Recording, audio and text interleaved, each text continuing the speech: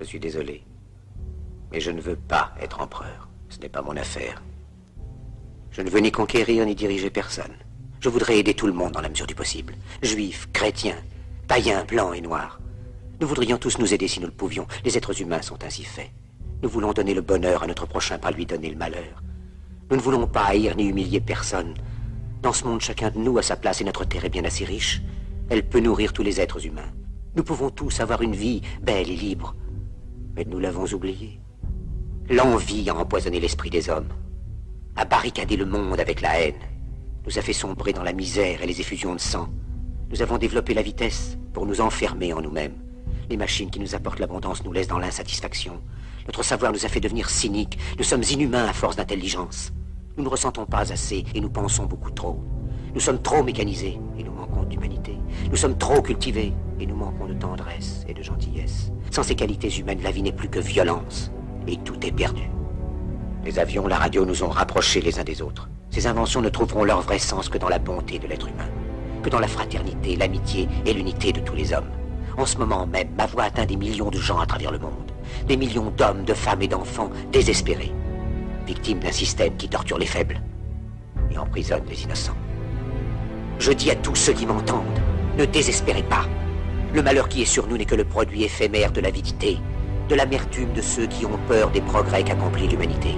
Mais la haine finira par disparaître, et les dictateurs mourront, et le pouvoir qu'ils avaient pris au peuple va retourner au peuple.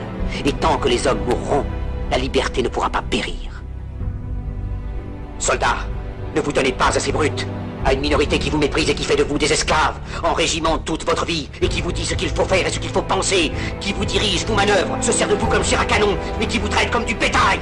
Ne donnez pas votre vie à ces êtres inhumains, ces hommes-machines, avec une machine à la place de la tête et une machine dans le cœur. Vous n'êtes pas des machines, vous n'êtes pas des esclaves, vous êtes des hommes. Des hommes avec tout l'amour du monde dans le cœur. Vous n'avez pas de haine, sinon pour ce qui est inhumain, ce qui n'est pas fait d'amour.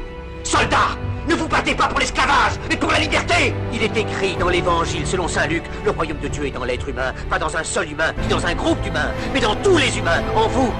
Vous, le peuple, qui avez le pouvoir de créer les machines, le pouvoir de créer le bonheur. Vous, le peuple, en avez le pouvoir de rendre la vie belle et libre, le pouvoir de faire de cette vie une merveilleuse aventure. Alors au nom même de la démocratie, utilisons ce pouvoir. Il faut tous nous unir. Il faut nous battre pour un monde nouveau, décent et humain, qui donnera à chacun l'occasion de travailler, qui apportera un avenir à la jeunesse et à la vieillesse la sécurité. Ces nous ont promis toutes ces choses pour que vous leur donniez le pouvoir. Ils mentaient.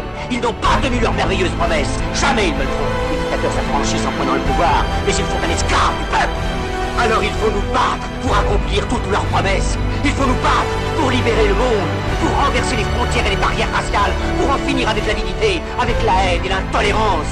Il faut nous battre pour construire un monde de raison, un monde où la science et le progrès mèneront tous les hommes vers le bonheur. Soldats, au nom de la démocratie,